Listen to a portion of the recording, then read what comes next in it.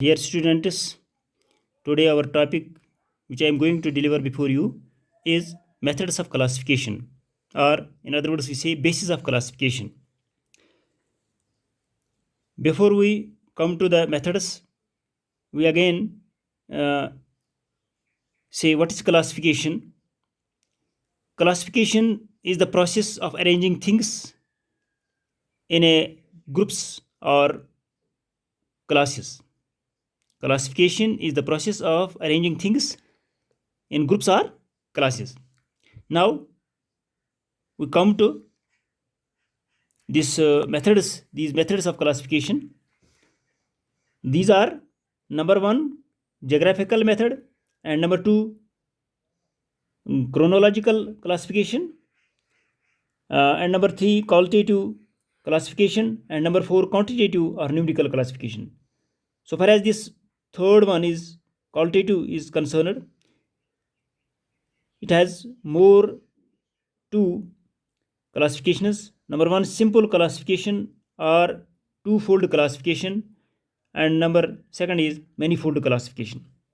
Now, the first one is geographical classification or spatial classification. This classification of data is based on the geographical differences of the data or locational differences of the data. To illustrate, data relating to the number of firms producing bicycles in India would be classified as under. यानी ये जो geographical classification है ये location की बुनियाद पर है या जोग्राफिकल की बुनियाद पर है। जैसा कि एक यहाँ पर टेबल दिया गया है जिसमें जो 2007 का है कि जिसमें number of firms producing bicycles in 2007 across different locations, इन्हें मुख्तलिफ मुल्क के मुख्तलिफ हिस्सों जगहों पर जो ये फर्म्स जो है प्रोड्यूस करते थे बाइसिकल्स। जैसा कि प्लेस का एक कॉलम दिया गया और नंबर ऑफ फर्म्स का दूसरा कॉलम दिया गया है। जैसा कि पंजाब एक लोकेशन है, जगह है, प्लेस है, वो उसमें 30 फर्म्स हैं जो बाइसिकल बनाते हैं, जो 2007 में बाइसिकल बनाते थे। और इसी तरीके से हरियाणा में 20 जो है फर्में थी जो 2007 में यानी बाइसिकल्स बनाती थी। और इस तरह यूपी यानी उत्तर प्रदेश में 25 फर्में थी जो ये बाइसिकल्स 2007 में बनाती थी। तो ये एक टेबल बनाया गया है जो इसकी मिसाल है जोग्राफिकल क्लासिफिकेशन की, कि किस तरह इसी के जोग्राफिकल क्लासिफिकेशन की जाती है इन्हें मुख्तलिफ जो प्लेसेस के हिसाब से, डिफरेंट के लोकेशन के हिसाब से। जैसे कि पंजाब एक लोकेशन है, हरियाणा एक लोकेशन है, यूपी एक लोकेशन है, तो इनको अलग अलग दिखा है। और इसको फिर मज़ीद यहाँ पर बार डायग्राम में भी दिखाया गया है। ये एक ग्राफ है, जैसा कि बार डायग्राफ एक साइड में पर पंजाब, हरियाणा, उत्तर प्रदेश दिखाया गया और दूसरी साइड में यहाँ पर नंबर ऑफ फर्म्स दिखाया गया है। तो इस जो बार डायग्राम से हम आगे भी इन्हें सिलेबस में आगे भी हमें है। तो अब ये था जोग्राफिकल क्लासिफिकेशन या स्पेशल, जिसको हम क्लासिफिकेशन कहते हैं।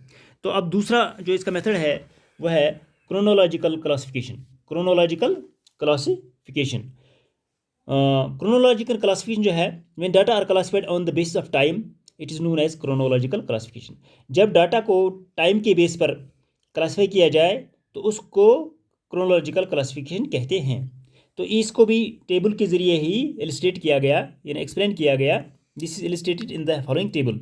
जैसा कि sales of a firm 2006 to 2008, यानी फर्म जो है उसने सेल की पहले साल में 2000, यानी ईयर यहाँ पर दिखाया गया 2006, 2007, 2008, और सेल्स जो है आगे दिखाई गई है, उनकी सेल्स क्या रही इन रुपीज़ में। 2006 में फर्म की सेल रही 80 लाख रुपया, यानी 80 लाख रुपीज़ उसकी सेल रही।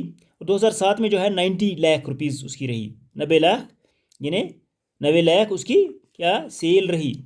जितने भी आइटम उसने बेचे उसकी मालियत जो बनी है वो 90 लाख है। इसी तरीके से 2008 में उसकी सेल जो है 95 लाख हो गई।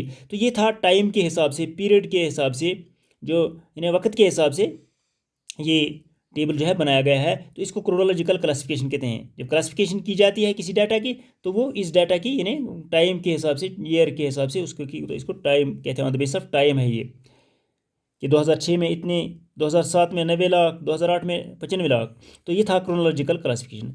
अब यह है कि ये जो जोग्राफिकल क्लासिफिकेशन और क्रोनोलॉजिकल क्लासिफिकेशन कहते हैं कि इसकी जो है डिफरेंस क्या है, डिफरेंस बिटवीन, यानी बुनियादी फ़र्क जो है, principal difference between chronological classification and geographical classification क्या है। जैसे कि with geographical classification while geographical classification presents data into different classes, वो डिफरेंट क्लासेस में प्रेजेंट करता है। जियोग्राफिकल क्लासिफिकेशन जो है वो डिफरेंट क्लासेस में इसको डाटा को प्रेजेंट करता है, मगर corresponding to different geographical locations, जो डिफरेंट जियोग्राफिकल लोकेशंस के साथ कॉरस्पॉन्ड हो, जुड़ा हुआ हो। वाइज अब जो दूसरा तरफ क्रोनोलॉजिकल क्लासिफिकेशन है, ये प्रेजेंट्स डाटा करता है इनटू डिफरेंट क्लासेस, इनटू ये भी डिफरेंट क्लासेस में डाटा को प्रेजेंट करता है, मगर corresponding to different time intervals, वो corresponding to different geographical locations के साथ है, और ये जो है ये corresponding to different time intervals के साथ है। यानी क्रोनोलॉजिकल जो है ये डिफरेंट टाइम इंटरवल्स के साथ है। ये तो इसका बुनियादी एक प्रिंसिपल है, बुनियादी डिफरेंस जो है क्या है कि क्रोनोलॉजिकल ये जो जियोग्राफिकल लोकेशन जो है वो कॉरस्पॉन्डिंग टू क्या है, ये डिफरेंट जियोग्राफिकल लोकेशन के साथ। तो और जहाँ तक क्रोनोलॉजिकल क्लासिफिकेशन का ताल्लुक है तो वो तो कॉरस्पॉन्डिंग है डिफरेंट टाइम इंटरवल्स के साथ। ये था इसकी बुनियादी यानी डिफरेंस इन दो की। अब तीसरा जो है क्वालिटेटिव क्लासिफिकेशन। क्वालिटेटिव क्लासिफिकेशन में जो है इसमें क्या आता है, अकॉर्डिंग टू दिस क्लासिफिकेशन ये जो है क्वालिटीज़ इसमें है।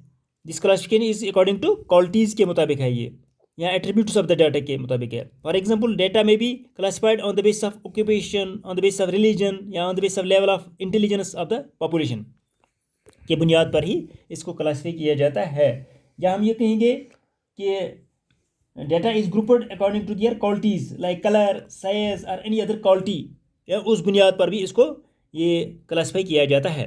जैसे कि फिर इसकी दो किस्में यहाँ पर है, इसमें भी ऑफ टू टाइप्स, कि एक तो सिंपल क्लासिफिकेशन है, या जिसको हम टू फोल्ड क्लासिफिकेशन भी कहते हैं। तो इस डाटा में ये only on the basis of single quality, ये सिंगल क्वालिटी पे है, ये सिंगल कैरेक्टरिस्टिक्स पर मुबनी है। जैसा कि अगर हम दिल्ली की पॉपुलेशन देखेंगे तो मेल फीमेल, जैसा कि है मेल फीमेल, या यहाँ पर है it is called classification according to dichotomy, this is because data are divided on the basis of existence और एब्सेंस ऑफ क्वालिटी, यानी मेल फीमेल। जैसे कि मेल फीमेल हमने कहा, पॉपुलेशन भी कहते हैं, एक तरफ मेल है एक तरफ फीमेल है, तो या एक तरफ हेल्दी है दूसरी तरफ अनहेल्दी है, एक तरफ एजुकेटेड है दूसरी तरफ अनएजुकेटेड है। और एग्जाम्पल्स ऑफ डाइकोटोमी के ये एग्जाम्पल्स हैं, इन्हें इन टू पार्ट्स जो होते हैं, डिवाइडेड इनटू टू पार्ट्स, इसको टू फोल्ड कहते हैं।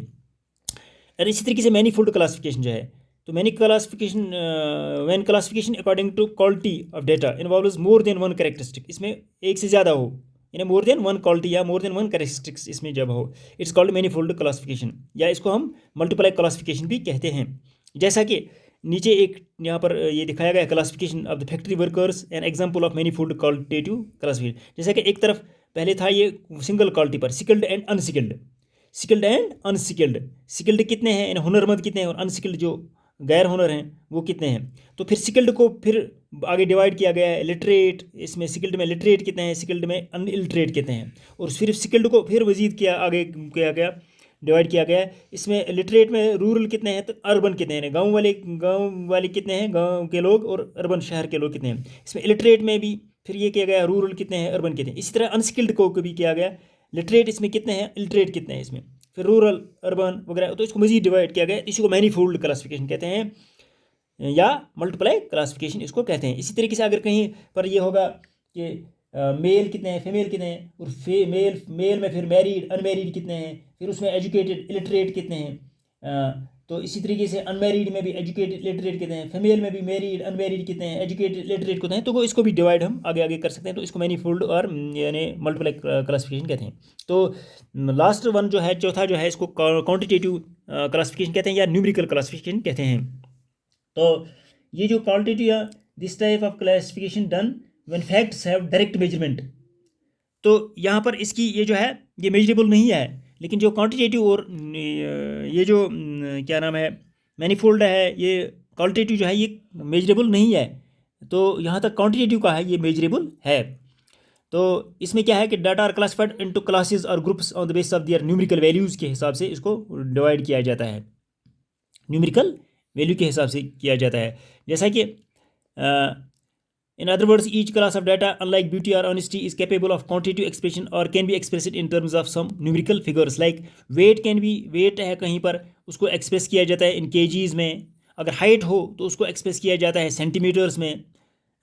गो classes are made on the basis of numerical values of the facts. गो क्लासेस को जो है numerical values of the facts की बुनियाद पर ही इन्हें ये क्लासीफाई किया जाता है। तो गोया ये जो है ये मेजरेबल है, ये मेजरेबल है।